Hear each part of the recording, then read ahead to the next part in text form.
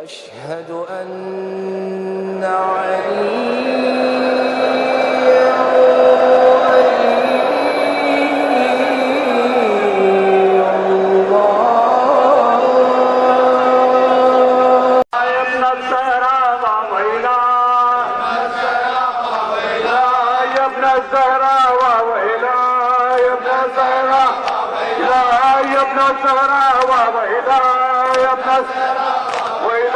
يا ابن الزهراء وإلهي مرحبا لا وإله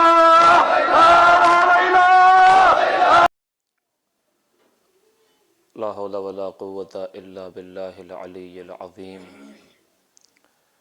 أعوذ بالله من الشيطان اللعين الرجيم. بسم الله الرحمن الرحيم.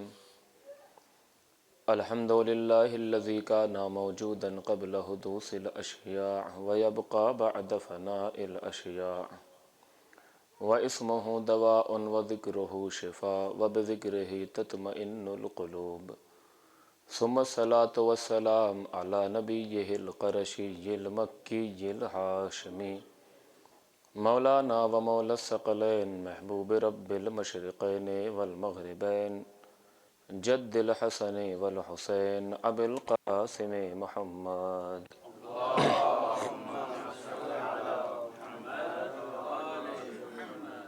وعلى آله الطيبين الطاهرين المعصومين المنتخبين المنتجبين الكهف الحسين وغياث المستر المستكين وملجأ الحاربين وإسمة المعتصمين ولعنة الدائمة على أعدائهم أجمعين من يوم ظلمهم إلى يوم الدين.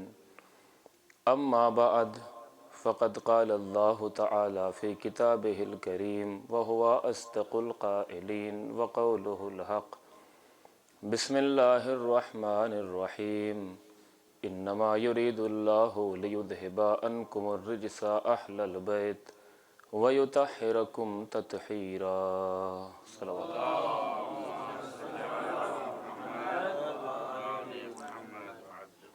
اعزان گرامی، بزرگان عزیز، علماء افاضل ذوی الاحترام، مستقل آپ مجالس سماعت فرما رہے ہیں، اسی سلسلے میں آپ کے سامنے گفتگو کرنے کا شرف حاصل ہوا۔ پروردگار عالم نے اہل بیت کو، معصومین کو، خصوصاً چہاردہ معصومین کو ان کمالات سے نوازا اور ان فضائل سے نوازا ہے کہ ہر کوئی جن کو برداشت نہیں کر سکتا ہے، بلکہ بعض انسان سمجھ نہیں پاتے ہیں اور بعض سمجھنے کی کوشش کرتے ہیں، منزل تک پہنچ جاتے ہیں اور بعض منزل تک نہیں پہنچ پاتے ہیں۔ لیکن اگر کسی کو ولایت کی لذت مل جائے تو محال ہے کہ اب وہ اس لذت کو دنیا کے لالچ میں بیچ دے، محال ہے، ممکن ہی نہیں ہے۔ لہٰذا اگر آج دنیا میں خرافات ہو رہی ہیں یا مختلف اعتراضات یا کوئی ادھر سے ادھر اور ادھر سے ادھر جو سلسلہ چل رہا ہے، اس کا مطلب یہ ہے کہ اس نے لذت ولایت اہل بیت کو ابھی چکھا نہیں ہے۔ چونکہ اگر کسی چیز کی لذت محسوس ہو جائے تو اس کو ترک کرنا بہرحال ممکن نہیں ہوتا ہے، اور اسی لیے جو اہل بیت کی فضیلتیں اور کمالات بیان کیے اللہ نے، اور مومنین کی بھی 3 قسمیں بیان کی ہیں۔ کوئی بات اگر سمجھ میں نہیں آتی تو اس کو فوراً انکار نہیں کیا جاتا ہے، یا کسی پر فوراً غلو اور تقصیر اور کفر اور شرک کے فتوے نہیں لگائے جاتے ہیں۔ جناب سلمان اپنی بزم میں عموماً خطاب کر کے کہتے تھے، فَلَوْ حَدَّثْتُكُمْ بِكُلِّ مَا أَعْلَمُ مِنْ فَضَائِلِ أَمِيرِ الْمُؤْمِنِينَ، کہ جو علامہ تبریسی نے اس بات کو نقل کیا ہے کہ جو امیر المؤمنین کی فضیلتیں، جو کمالات مجھے پتہ ہے، اگر وہ میں تمہارے سامنے بیان کر دوں لقالت طائفۃ منکم ہوا مجنون، تو ایک فرقہ یہ کہے گا تم میں سے، ایک گروہ یہ کہے گا کہ سلمان تو پاگل ہو گیا ہے، سلمان تو ہوائی میں باتیں کرتا ہے، اس کی باتوں کا حقیقت سے کوئی تعلق نہیں ہے۔ وَلَقَالَتْ طَائِفَةٌ أُخْرَى اللہم اغفر لقاتل سلمان، اور ایک گروہ نکل کر کہے گا جب میں علی کے فضائل بیان کروں گا تو ایک گروہ اٹھے گا اور کہے گا کہ پروردگار سلمان کے قاتل پر رحمت نازل فرما، یعنی فضائل اہل بیت، علی کے فضائل بیان کرنے کی وجہ سے مجھے غالی کہا جائے گا، اور جناب سلمان کے مخاطبین ہم جیسے جاہل نہیں بلکہ اس بزم میں ابو ذر بھی ہیں، مقداد بھی ہیں، اور دیگر جو معتبر شخصیات ہیں۔ تو اس کا مطلب درجات ہیں، بلندیاں ہیں، جو جس درجے تک پہنچ جائے یہ اپنی اپنی بہرحال ایک قسمت ہے، تقدیر ہے کہ ان کے در سے کتنا متمسک ہو سکتا ہے اور کتنا ان کی محبت سے وابستہ ہو کر خدا تک پہنچ سکتا ہے، یہ انسان کا اپنا مقدر ہے۔ وہیں صدیقہ طاہرہ انہیں اہل بیت میں اور چہاردہ معصومین میں کہ جن کی فضیلتیں اور جن کے کمالات لوگوں پر پوشیدہ نہیں ہیں، اگرچہ ان کے فضائل کو بھی چھپایا گیا اور ان کے مصائب پر بھی پردہ ڈالنے کی کوشش کی گئی، لیکن بہرحال حقیقت کبھی چھپتی نہیں ہے، کبھی نہ کبھی سامنے آ ہی جاتی ہے۔ متعدد آیات اور متعدد بہرحال جگہ پر روایات جو سیدہ کا قصیدہ ہے، آپ اگر بہرحال آپ کے سامنے سب واضح ہے، پڑھتے رہتے ہیں، سنتے رہتے ہیں۔ اسی آیت میں جب اہل بیت کی بات آئی کہ اللہ کا ارادہ ہے اہل بیت سے رجس کو دور رکھے، تو اس آیت میں بھی تحریف کرنے کی کوشش کی گئی اور نہ جانے کیسی کیسی باتیں بیان کی گئیں، مگر وہیں پر علماء خاصہ کی بات تو جانے دیجئے۔ علماء عامہ میں بڑے بڑے علماء احمد ابن حنبل، بیہقی، اسی طریقے سے خود ابن حجر حیثمی، یا اسی طریقے سے نسائی، خطیب بغدادی، طبری، یہ سارے افراد، سبت ابن جوزی، ان سب افراد نے لکھا کہ یہ آیت جو ٹکڑا ہے آیت کا انما یرید اللہ لیذھب الی آخرہا، یہ آیت اس وقت نازل ہوئی کہ جب بیت فاطمہ میں رسول نے ایک چادر کا گھر بنا لیا، اس وقت یہ آیت نازل ہوئی اور بیان کیا کہ اہل بیت کا مصداق کون کون افراد ہیں، کن کن افراد کون کون اہل بیت میں آ سکتا ہے۔ مگر آپ محسوس کیجئے، ایک لمحہ فکریہ ہے، کیا کہا کہ اللہ نے اہل بیت کی طہارت کی ذمہ داری لی ہے۔ عزیزان گرامی، جب علماء نے، آپ بہرحال میں نے آپ سے بیان کیا کہ فضیلتیں جب بیان کی جاتی ہیں، کبھی کبھی انسان اگر ہضم نہ کر پائے تو کوشش کرے سمجھانے کی، وَإِلَّا جامعہ کبیرہ میں جو فضائل ائمہ کے بیان کیے گئے ہیں اس کو پڑھنے کے آداب میں ایک ادب کیا ہے کہ پہلے 100 مرتبہ اللہ اکبر پڑھا جائے۔ کیوں؟ شیخ عباس قمی نے اس کی وجہ یہی بیان کی ہے کہ چونکہ جامعہ کبیرہ میں معصومین کے وہ کمالات اور وہ فضیلتیں بیان کی گئی ہیں، کہیں ایسا نہ ہو کہ نادان انسان اللہ کی کبریائی سے غافل ہو کر غلو کا شکار ہو جائے، لہٰذا پہلے 100 مرتبہ اللہ اکبر کہو، جب کبریائی کا احساس ہو جائے خدا کی، یعنی غفلت میں نہ رہیں، اب ان فضائل کی تلاوت کرو۔ تو یہ بہرحال آپ دیکھیے کہ اللہ کا ارادہ ہے، پروردگار نے اعلان کیا کہ ہم نے اہل بیت سے رجس کو دور رکھا۔ عزیزان گرامی، طہارت کی 4 قسمیں بیان کی۔ پہلا مرحلہ الطہارہ من النجاسات، جو ایک فوراً تبادر ذہنی ہوتا ہے کہ نجاسات سے اپنے آپ کو پاک کرنا، جسم کو، لباس کو یا دیگر اشیاء کو۔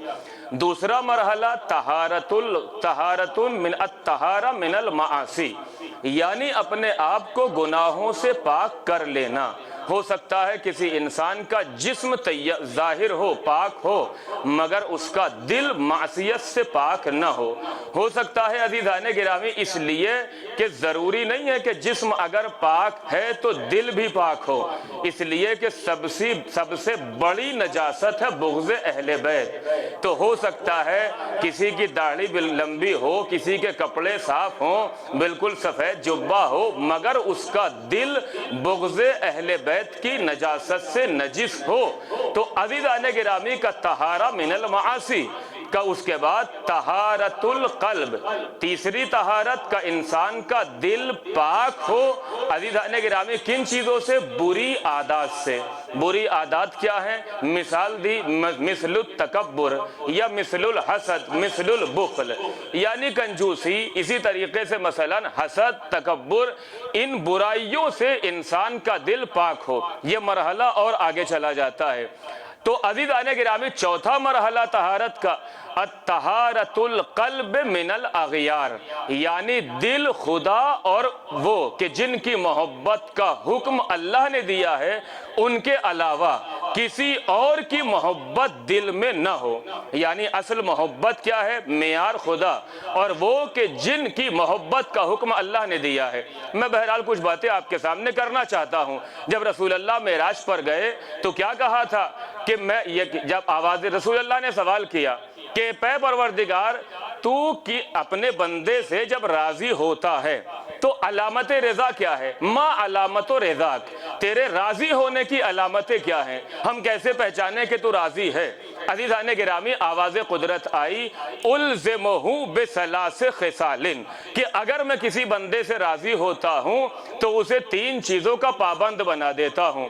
کا پہلی چیز کیا ہے؟ ذکرن لا یخالطہ النسیان، یعنی مجھے ایسے یاد رکھتا ہے کہ اب اس کے ذکر پر نسیان غافل نہیں ہوتا، نسیان حاوی نہیں ہوتا ہے، یعنی اگر مجمع میں ہے تو بھی اب مجھے حاضر و ناظر سمجھتا ہے، اگر تنہائی میں ہے تو بھی مجھے حاضر و ناظر سمجھتا ہے۔ اس لیے کہ بہت سے افراد ہیں جب ملائے عام میں ہوتے ہیں تو مقدس کہلاتے ہیں، لیکن جب تنہائی میں ہوتے ہیں تو ان سے بڑا شیطان کوئی نہیں ہوتا۔ کہ نہیں ذکر اللہ، امام نے یہی تو بیان کیا تھا جب خدائی کو پہچنوایا، چھٹے امام کے پاس ایک شخص آیا کہ اگر تم تنہائی میں معصیت کرو یا تو تم نے خدا کے وجود کا انکار کیا یا تم نے خدا کو ایک غیر ممیز بچے کی طرح سمجھ لیا۔ آپ کا کوئی سامان یہاں رہ گیا، میں اسے چوری کرنا چاہوں، دیکھوں کوئی نہیں ہے یہاں پر تو میں نے، یا کوئی ٹہل رہا ہے چھوٹا سا بچہ ہے، تو عزیزان گرامی اگر میں یہ سوچ کر اٹھا لوں کہ کوئی نہیں دیکھ رہا ہے، اس کا مطلب وجود خدا کا انکار کر رہا ہے، خدا کے حاضر و ناظر ہونے کو یقین، حاضر و ناظر ہونے پر یقین نہیں۔ کا پہلی عادت کیا ہے؟ ذکر لا یخالطہ النسیان۔ عزیزان گرامی اس کے بعد کیا ہے؟ شکرن لا یخالطہ الجہل، میرا ایسا شکر کرتا ہے جو عارفانہ شکر ہوتا ہے، جہالت کی منزل والا شکر نہیں۔ یہ بھی شکر ہے کھانا کھایا پیٹ بھرا ہاتھ پھیرا اللہ تیرا شکر کا نہیں۔ عزیزان گرامی شکر کیا ہے؟ عارفانہ شکر۔ پروردگار اگر تو یہ نعمتیں عطا نہ کرتا یا عطا کر دیتا مگر کھانے کے قابل نہ بناتا، یہ تیری قدرت ہے، لہذا شکر کرتا ہے عارفانہ۔ تیسری نعمت کیا ہے؟ تیسری عادت کیا ہے؟ محبتاً لا یؤثر علی محبتی احدا، ایسی محبت مجھ سے کرتا ہے کہ اب میری محبت پہ کسی کی محبت کو قربان نہیں کرتا ہے۔ عزیزان گرامی یہ بھی گھرانہ، یہ معیار آپ دیکھیے فاطمہ کے گھرانے میں کہ جب مسکین آیا، یتیم آیا، فقیر آیا، روزے سے تھی مگر اپنی روٹیاں اٹھا کر فقیر کو دے دیں، پروردگار تیرا شکر تو نے ہمیں عطا کیا۔ عزیزان گرامی کیا جب دین پہ بات آئی اولاد کو قربان کرنے کے لیے آمادہ ہیں، اس لیے کہ ہم خدا کی محبت پہ کسی کی محبت کو قربان نہیں کر سکتے ہیں۔ محبتاً لا یؤثر علی محبتی احدا۔ اب اللہ نے کیا کہا؟ اب آپ محسوس کیجئے گا اللہ کا ارادہ ہے کہ اہل بیت سے نجاست کو، دنس کو، رجس کو دور رکھے۔ محسوس کیجئے گا اگر عزیزان گرامی جیسا پاک کرنے والا ہو ویسے ہی پاک ہونے والے کا معیار بڑھتا چلا جاتا ہے۔ اب آپ علماء ہیں، افاضل ہیں، اگر یہ رومال نجس ہو جائے اور ایک ممیز بچہ جس کے اندر شرائط ہو وہ اسے پاک کرے، کیا آپ کو طہارت کا یقین ہوگا؟ ہو جائے گا عزیزان گرامی، مگر اب ممیز نہیں، آگے بڑھیے، ایک جوان آگے بڑھے وہ اس رومال کو پاک کرے، کیا اب بھی طہارت کا یقین ویسا ہے جیسا ممیز بچے کے پاک کرنے کی وجہ سے تھا؟ کہ نہیں، اب جیسے جیسے طاہر کا معیار بڑھا، اب اسی طریقے سے مطہر کا معیار بڑھتا چلا گیا۔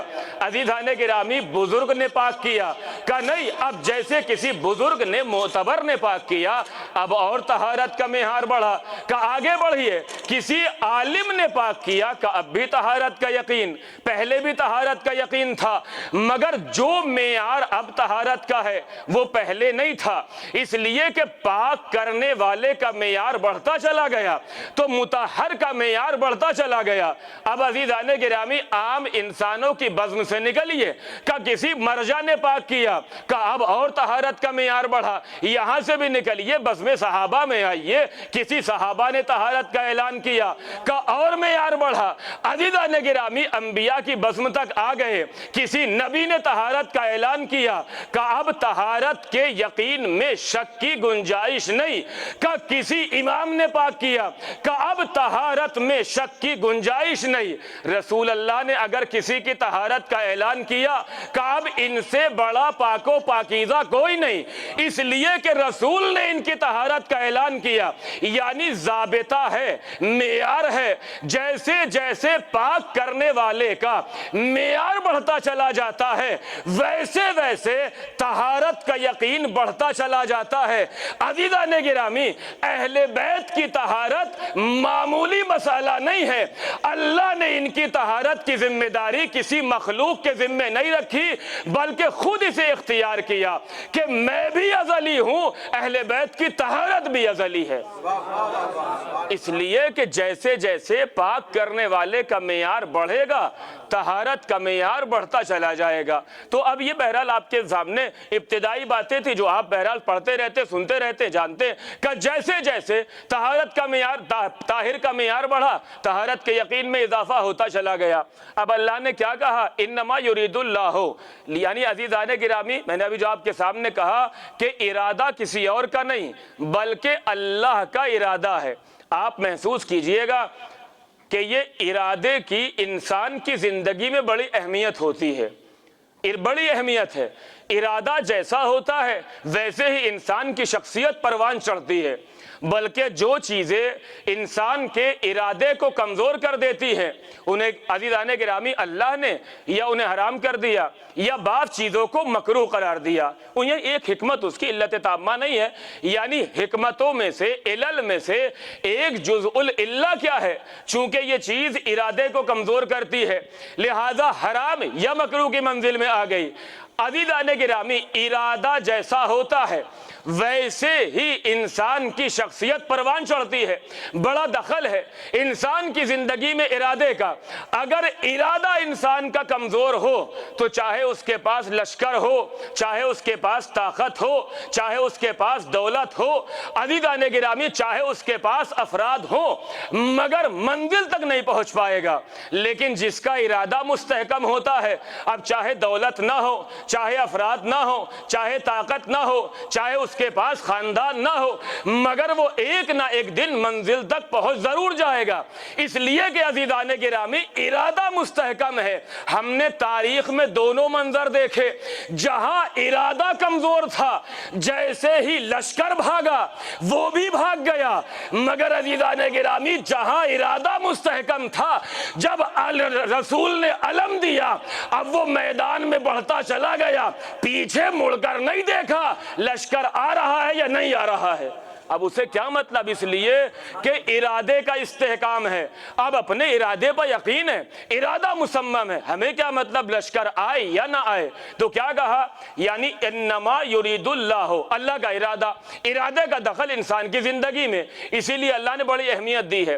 بہرحال کہ اللہ کا ارادہ ہے اہل بیت آپ سے رجس کو دور رکھے۔ جلدی جلدی، مجھے وقت بہت کم دیا گیا ہے۔ کیا کہا؟ آپ سے رجس کو دور رکھے۔ اب یہاں محسوس کیجئے گا، بہرحال یہ آیت جو نازل ہوئی ہے اس کے ما سبق بھی ازواج کا تذکرہ ہے اور اس کے ما بعد بھی ازواج کا تذکرہ ہے۔ عزیزان گرامی محسوس کریے گا، یعنی دونوں طرف۔ تو کیا کہا گیا کہ یہاں ازواج مراد ہیں اہل بیت سے، لہذا یہ آیت ازواج کی شان میں نازل ہوئی ہے۔ اب یہاں مرحلہ یہ آتا ہے کہ اگر یہ آیت ازواج کی شان میں نازل ہوئی ہے۔ بہرحال بہت سے مولانا چلا رہے ہیں، بہت کوشش کر رہے ہیں کہ اہل بیت میں ازواج شامل ہیں، اہل بیت میں ازواج مراد ہیں اہل بیت سے، لیکن آپ تاریخ کے دامن میں کوئی ایسا مورد دکھائیں کہ جہاں ازواج نے یہ دعویٰ کیا ہو کہ میں اہل بیت میں سے ہوں۔ عزیزان گرامی کا ایک مورد دکھائے جہاں ازواج نے، زوجات رسول نے دعویٰ کیا ہو کہ میں اہل بیت میں سے ہوں۔ عزیزان گرامی کمال اہل بیت، فضائل اہل بیت کیا کہا کہ شاید پرسوں بھی آپ کے سامنے پڑھا تھا، جب سب کے دروازے مسجد کی طرف بند ہو گئے تو جناب حمزہ آئے، آنے کے بعد کیا کہا، یا رسول اللہ کیا میرے گھر کا دروازہ بھی مسجد کی طرف کھل سکتا ہے؟ تو رسول اللہ نے کیا کہا، انکا علی الخیر، چچا آپ خیر پر تو ہیں مگر دروازہ نہیں کھلے گا، دروازہ بس علی کا کھلے گا۔ یہی جواب عزیزان گرامی، یعنی آپ اس دائرے میں نہیں آ سکتے۔ ام سلمہ آ گئیں، آنے کے بعد کیا کہا، یا رسول اللہ کیا اجازت ہے میں بھی خیمہ فاطمہ میں آ جاؤں، میں بھی چادر فاطمہ سے بنے ہوئے گھر میں آ جاؤں؟ کیا کہا رسول اللہ نے، انکے علی الخیر، اے ام سلمہ آپ خیر پر ہیں مگر خیمہ فاطمہ میں اس وقت آپ نہیں آ سکتی ہیں۔ عزیزان گرامی منع کر دیا، کہا آپ بڑی محترم ہے، جناب خدیجہ کے بعد آپ کا بڑا درجہ ہے، بڑا رتبہ ہے، مگر اہل بیت میں نہیں آ سکتی۔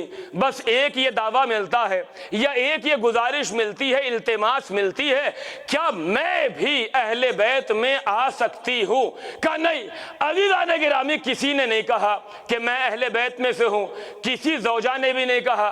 عجیب معاملہ ہے کہ مدعی سست ہے، گواہ چست ہے۔ کہا نہیں، زوجہ بھی اہل بیت میں، زوجہ بھی اہل بیت میں، بلکہ آپ کیا بولتے ہیں، دیگ سے زیادہ چمچہ گرم ہو رہا ہے۔ کہا نہیں، زوجہ اہل بیت میں سے ہے۔ بھائی کسی زوجہ کا دعویٰ تو دکھائیے۔ علامہ امینی نے لکھا کہ اگر کوئی بیوی اہل بیت میں سے ہوتی، آیا تطہیر کا مصداق ہوتی، تو چلا چلا کے کہتی کہ میں اہل بیت میں سے ہوں، میں آیت تطہیر کا مصداق ہوں۔ کوئی کہتی یا نہ کہتی، جنگ جمل میں عائشہ اونٹ کی پیشانی پر لکھ دیتی علی میں آیت تطہیر کا مصداق ہوں۔ مگر عائشہ کے اندر بھی، علامہ امینی کے الفاظ ہیں، مگر عائشہ کے اندر بھی جرت نہیں ہوئی کہ کہے کہ یا علی کس کے مقابلے پہ آ رہے ہو، میں آیت تطہیر کا مصداق ہوں۔ کا نہیں، تو کسی بیوی نے دعویٰ نہیں کیا کہ میں اہل بیت میں سے، کسی زوجہ نے نہیں کہا میں اہل بیت میں سے، مگر یہ ثابت کیے جا رہے ہیں، یہ دعوے پہ دعوے کیے جا رہے ہیں، یہ اہل بیت میں، وہ اہل بیت میں، کسی زوجہ نے نہیں۔ بس آخری بات عزیزان گرامی، بس یہ ایک دعویٰ ملا ہے انکی علی الخیر کے جواب، جو جواب دیا تھا رسول اللہ نے، آپ ذرا محسوس کیجئے گا منزلوں کو۔ کیا کہا کہ قرآن کی خصوصیت خود قرآن نے کیا بیان کی، کہ لو انزلنا ھذا القرآن علی جبل لرأیتہ خاشعا متصدعا من خشیت اللہ، کہ اگر یہ قرآن پہاڑوں پر نازل کر دیا جاتا تو پہاڑ ریزہ ریزہ ہو جاتا، یعنی وزن قرآن کو برداشت نہ کر پاتا، کہ پہاڑ کے اندر یہ تحمل نہیں کہ قرآن کے وزن کو برداشت کرے، مگر قلب پیغمبر پر یہ قرآن نازل ہوا، رسول اللہ نے اس کے وزن کو برداشت کیا۔ لیکن عزیزان گرامی علامہ صفوری شافعی نے کیا لکھا کہ جب وحی نازل ہوتی تھی رسول کی ایک عجیب کیفیت ہوتی تھی، اگر سردی کا زمانہ بھی ہوتا تھا تو رسول اللہ کے جسم مبارک سے پسینہ جاری ہونے لگتا تھا، خشیت الہی کی وجہ سے، خوف الہی کی وجہ سے۔ اس کے بعد وہ لکھتے ہیں کہ ایک عجیب نور پیغمبر کے جسم مبارک سے ساطع ہوتا تھا۔ عزیزان گرامی کیسا نور تھا، یعنی جب وحی نازل ہوئی وہ جبرائیل آ گئے، آنے کے بعد کیا کہا کہ یہ سب کو میرے پاس سے ہٹا دیجئے، زوجہ ہے، صحابی ہے، کوئی رسول کے قریب نہ آئے۔ اب حجرے میں تنہا رسول رہیں گے، کیوں؟ چونکہ آیتوں کے آنے کا وقت ہے، اب جبرائیل آ رہے ہیں، قرآن نازل ہو رہا ہے۔ کہ قرآن نازل ہوگا تو کیا ہوگا؟ کہ اس لیے کہ پیغمبر کے جسم مبارک سے ایک نور ساطع ہوگا، اور اس نور کی کیفیت کیا ہے؟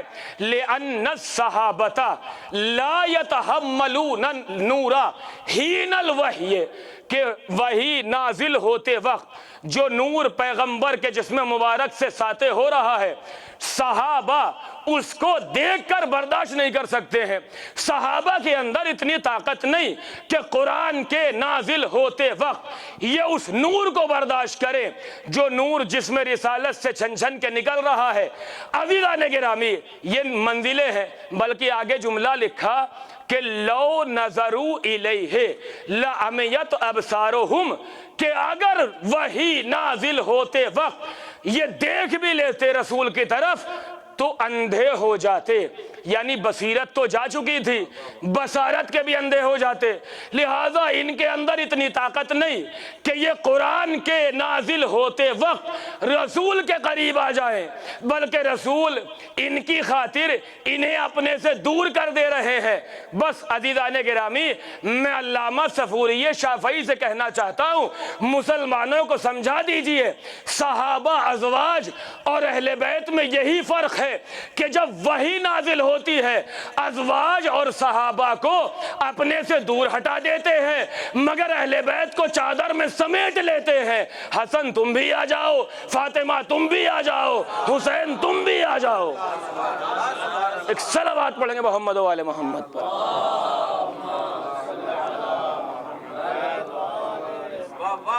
لو نظروا الیہ لعمیت ابصارہم، کہ اگر دیکھ بھی لیتے تو آنکھوں کے اندھے ہو جاتے۔ ان کے اندر اتنی تاب نہیں کہ یہ اس نور کو برداشت کر سکیں جو قرآن نازل ہوتے وقت نور ساطع ہو رہا ہے۔ مگر اہل بیت کی منزل کیا ہے؟ آیت آ رہی ہے، جبرائیل آنے والے ہیں، آپ کیوں بلا رہے ہیں حسن آ جاؤ، حسین آ جاؤ؟ کہ نہیں، یہ میرا نور ہے، یہ میرا نور ہے، یہ مجھ سے الگ نہیں ہے۔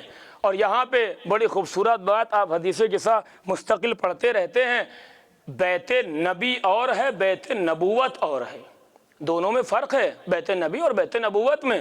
عزیزان گرامی، جب چادر کا گھر بن گیا، خیمہ بن گیا، اور امام حسن آئے اور سوال کیا کیا اجازت ہے میں اس خیمے میں آ جاؤں؟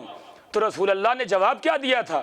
وَعَلَيْكَ السَّلَامُ يَا وَلَدِي وَيَا صَاحِبَ حَوْضِي۔ عزیزان گرامی، بڑی لطافت ہے کلام رسول میں۔ اے میرے بیٹے، مگر بیٹے پہ اکتفا نہیں کیا، صاحب حوضی عہدے سے پکارا۔ امام حسین آئے تو کیا کہا؟ وَعَلَيْكَ السَّلَامُ یا ولدی ویا شافیہ امتی۔ عزیزان گرامی، ولدی رشتہ، مگر شافیہ امتی عہدہ ہے، عہدے سے خطاب کیا۔ مگر جب اسی طریقے سے مولا کائنات آئے تو کیا کہا؟ وعلیک السلام یا اخی ووصی و صاحب لوائی، جو الفاظ آپ پڑھتے رہتے ہیں، اخی رشتہ ہے مگر صاحب لوائی وصی یہ عہدہ ہے۔ جب جناب سیدہ نے کہا کہ میں آ جاؤں تو کیا کہا؟ بنتی و بضعتی، بنتی رشتہ ہے مگر بضعتی ایک عہدے کی طرف اشارہ کر رہا ہے۔ تو عزیزان گرامی، بیت نبوت کے لحاظ سے رسول اللہ نے کہا صاحب حوضی، شافیہ امتی، صاحب لوائی، بضعتی، اس لیے کہ بیت نبی میں ایرا غیرہ آ سکتے ہیں مگر بیت نبوت میں خاص کے علاوہ کوئی نہیں آ سکتا ہے۔ یہ بیت نبوت ہے، ہر کوئی نہیں آ سکتا یہاں پر۔ حمزہ جیسا سید الشہداء بھی نہیں آ سکتا ہے کہ نہیں، ام سلمہ جیسی با کردار بھی نہیں آ سکتی۔ یہ بیت نبوت ہے، بیت نبی میں آ سکتی ہیں مگر بیت نبوت یہ الگ مرحلہ ہے۔ کیا منزل ہے؟ جناب سیدہ بھی اس بیت نبوت کی، اور آپ اگر دیکھیں فقہا کے فتاویٰ کے بیت سیدہ میں نماز ایک رکعت کا ثواب کیا ہے تو آپ کو ملے گا، جو فقہا کے اقوال ہیں، مسجد النبوی میں زیادہ ثواب ہے یا بیت سیدہ میں، آپ اس کو ملاحظہ کریں۔ عزیزان گرامی، تو سیدہ یہ عہدہ بنتی و بضعتی، عہدے سے خطاب کیا، یعنی جناب سیدہ، اسی طریقے سے مولا حسین، مولا حسن، رسول اللہ فقط رشتہ نہیں بتا رہے تھے بلکہ ان کے عہدوں کی طرف بھی اشارہ کر رہے تھے۔ یعنی کہیں ایسا نہ ہو کہ تم رشتہ داری کا بہانہ کر کے ان پہ ظلم کرنے لگو یا رشتہ داری کا بہانہ کر کے انہیں چھوڑ دو، نہیں، ان کے پاس ایک عہدہ ہے، یعنی نسبی کمالات بھی ان کے جیسا کسی کے پاس نہیں اور سببی کمالات بھی ان کے جیسا کسی کے پاس نہیں۔ آج دستور ہے، آپ پڑھتے رہتے ہیں اور بہرحال مشاہدہ کرتے رہتے ہیں کہ نسب کا احترام پوری دنیا میں کیا جاتا ہے، خصوصاً بہرحال آپ کے حوزے میں بھی ہو سکتا ہے آپ کو وہ سہولیات کب ملے جب آپ ان کے شرائط پر اتر آئیں، لیکن کسی عالم مجتہد کا بیٹا ہے تو اس کو وہ سہولیات شرائط کے بغیر بھی فراہم ہو جاتی ہیں۔ کیوں؟ اس سے عدالت ساقط نہیں ہوتی، چونکہ نسب کا احترام روایت نے بھی کیا، قرآن نے بھی کیا، اہل بیت نے بھی کیا ہے۔ آپ پڑھتے رہتے ہیں، کیا پڑھتے ہیں؟ جب جناب موسیٰ اور خضر چلے ہیں اور سوال کیا، بہرحال جو 3 کام جناب خضر نے کیے اور جناب موسیٰ نے پوچھا یہ کیوں کیا، یہ کیوں کیا، بہرحال ساری باتیں، تو جناب جب دیوار کھڑی کی انہوں نے جناب خضر نے، تو جناب موسیٰ نے کہا کہ لو شئت لاتخذت علیہ اجرا، کہ اگر آپ چاہتے تو اس پر اجرت لے سکتے تھے۔ جناب خضر نے کہا ھذا فراق بینی و بینک، اب آپ کا راستہ الگ، میرا راستہ الگ، اب لیکن ہاں جو کام میں نے کیے ہیں ان کی تعویل سنتے چلے جاؤ۔ وہ تینوں کام کیوں کی؟ آخری کام کہ یہ دیوار جو میں نے بنائی ہے 2 بچوں کا خزانہ اس دیوار کے نیچے تھا، لہٰذا میں نے اس دیوار کو اس لیے صحیح کیا تاکہ جب وہ بچے بڑے ہو جائے تو ان اپنا خزانہ نکال لیں اور ان کا خزانہ محفوظ رہ جائے۔ قرآن کے الفاظ ہیں وَكَانَ أَبُوهُمَا صَالِحًا، یعنی خضر ان بچوں کی خدمت کیوں کر رہے ہیں؟ چونکہ ان کا باپ نیک تھا۔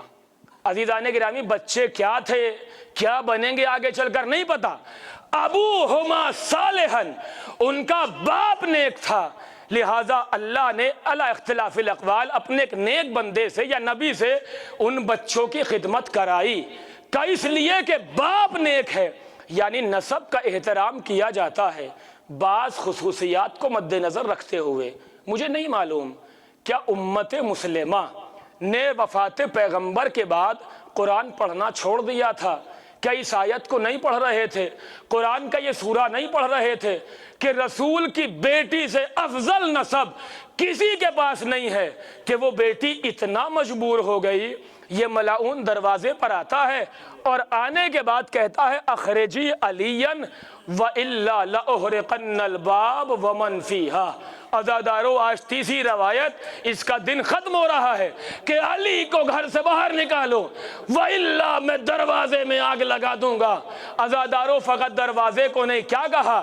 وَمَنْ فِيهَا، اور جو بھی گھر کے اندر ہے میں اسے جلا دوں گا۔ جناب سیدہ نے کچھ الفاظ کہے جو مقاتل نے لکھے ہیں، کیا تو اس گھر کو آگ لگائے گا جو بیت نبوت ہے، جو معدن رسالت ہے، جس میں حسن و حسین رہتے ہیں؟ عزادارو، اس ملعون نے کیا جواب دیا؟ میں ترجمہ نہیں کروں گا، عظمت سیدہ آپ کے ذہنوں میں ہے۔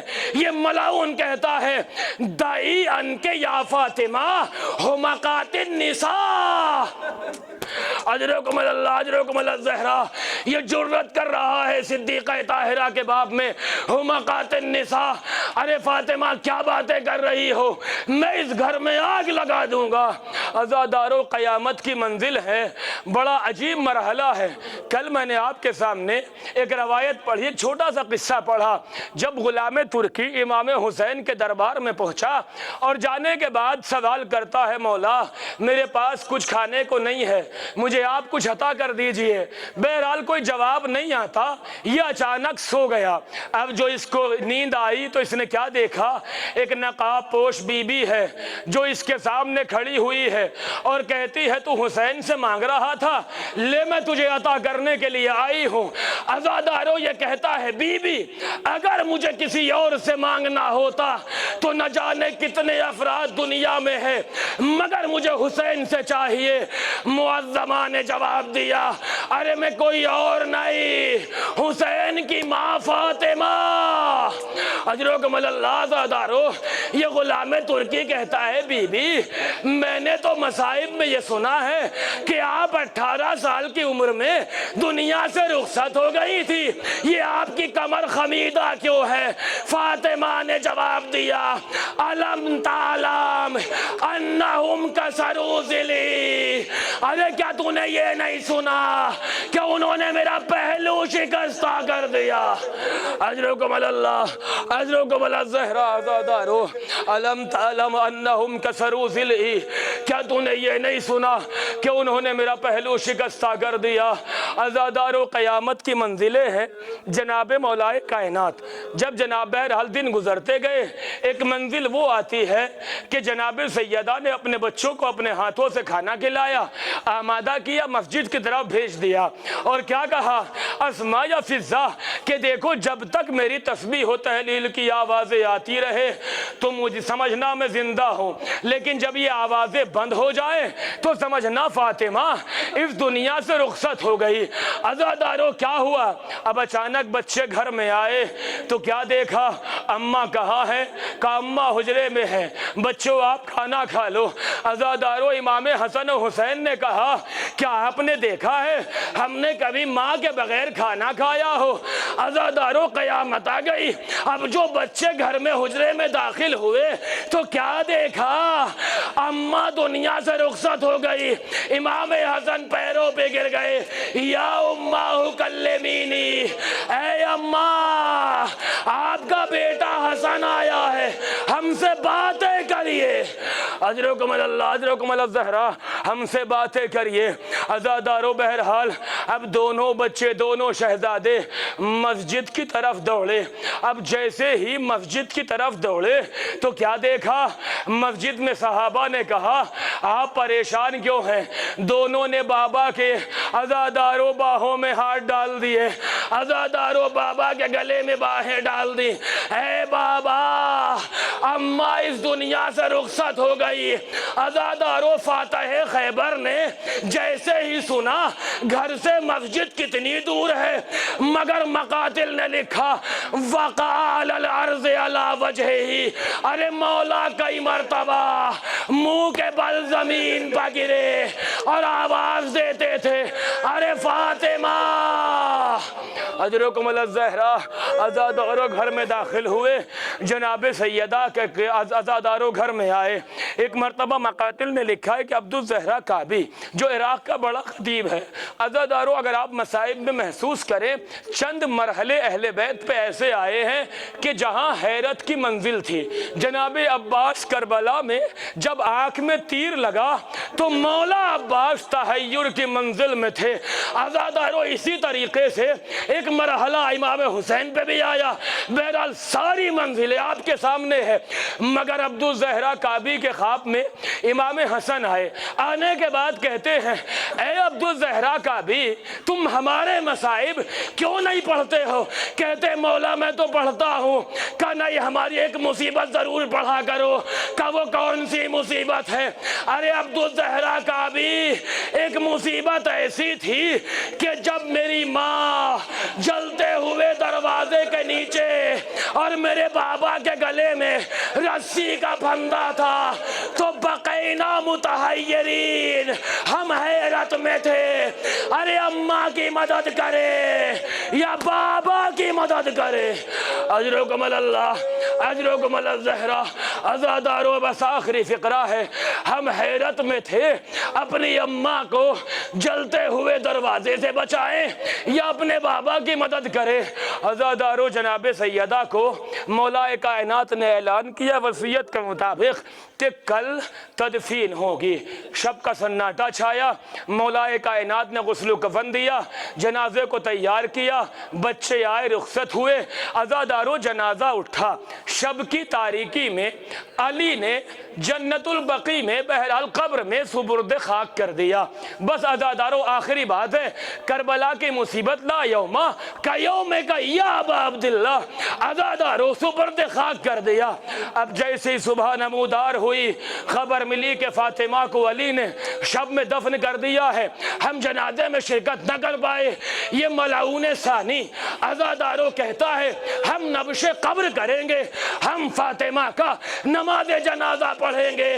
عزادارو اب تک وہ علی کے گلے میں رسی کا پھندا ڈالا گیا مگر صبر کیا، جلتا ہوا دروازہ دیکھا مگر صبر کیا، محسن کی شہادت کو دیکھا مگر صبر کیا۔ جیسے ہی سنا فاطمہ کی نبش قبر کی بات آئی، سرخ امامہ باندھا، گھوڑے پر سوار ہوئے اور ایک اعلان کیا لَأَسْقِيَنَّ الْأَرْضَ مِن دِمَاءِ आबाइकुम, अगर किसी ने फातिमा की कब्र की तरफ आंख उठाकर भी देखा तो मदीने की गलियों को उसके खून से सैराब कर दूंगा। अज़ादारों, जितने आए थे वापस चले गए। हाथों को जोड़ के कहूंगा, ऐ शहजादी, आप मजलूमा हैं, मगर जब नब्शे कब्र की बात आई तो अली जैसा मासूम इमाम मुजाविरे कब्र बन के बैठ गया।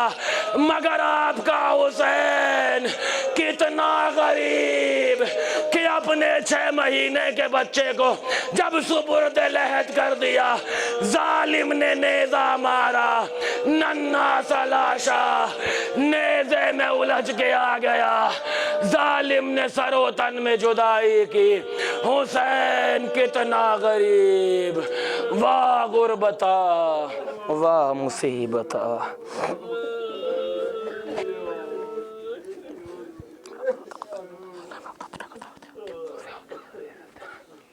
मातम है।